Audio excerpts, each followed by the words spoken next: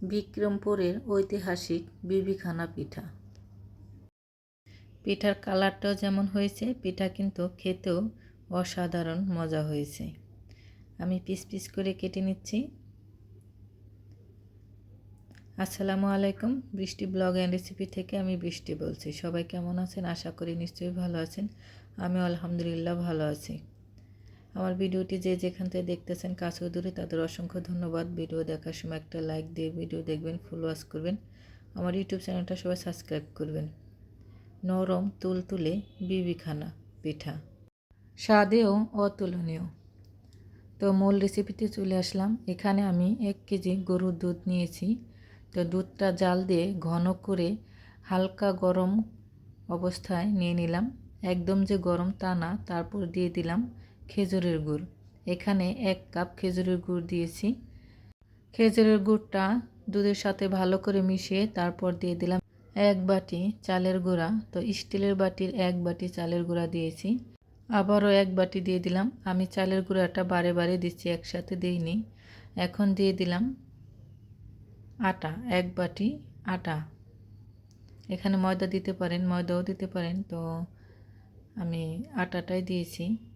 তারপর দিয়ে দিলাম স্বাদ মতন লবণ। তারপর দিয়ে দিয়েছি গুঁড়া দুধ 2 চামচ। ভালো করে মিশিয়ে এখন দিয়ে দিলাম নারকেল। নারকেলটা দিতেই হবে। নারকেল দিয়ে ভালো করে মিশিয়ে তারপর 2 টেবিল চামচ ঘি দিয়ে দিলাম। এখন ভালো করে মেশাতে হবে। এই বিবিখানা পিঠার মধ্যে নারকেল কিন্তু দিতেই হবে, নারকেল দেওয়াই লাগবে।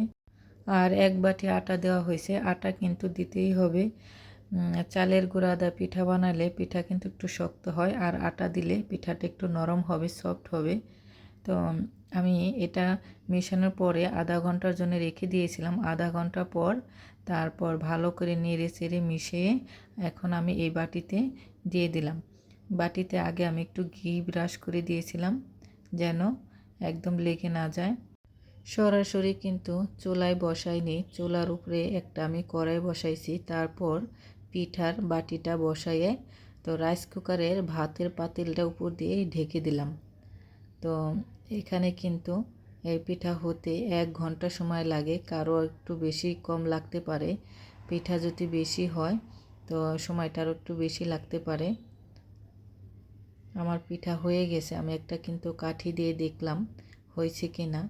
পিঠা হয়ে গেছে। আর আমি ঠান্ডা করার জন্য কিন্তু 1 ঘন্টা রেখেছিলাম।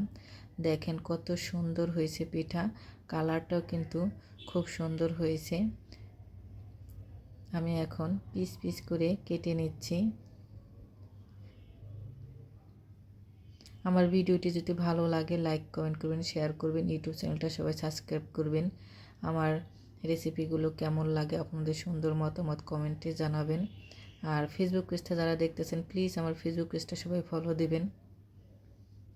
আর গ্রানটা যা হয়েছে না, ঘি দেওয়ার জন্য আর খেজুরের গুড় দুটো মিলেই অসাধারণ হয়েছে। বিবিখানা পিঠা দেখতে যেমন, নামটাও তেমন, খেতেও কিন্তু অসাধারণ মজা। বিক্রমপুরের ঐতিহাসিক বিবিখানা পিঠা। তো রেসিপিটি যদি আপনাদের কাছে ভালো লেগে থাকে, কোনো অংশ যদি ভালো লাগে অবশ্যই কমেন্টে জানাবেন। তো সবাই ভালো থাকবেন, সুস্থ থাকবেন। আল্লাহ হাফেজ।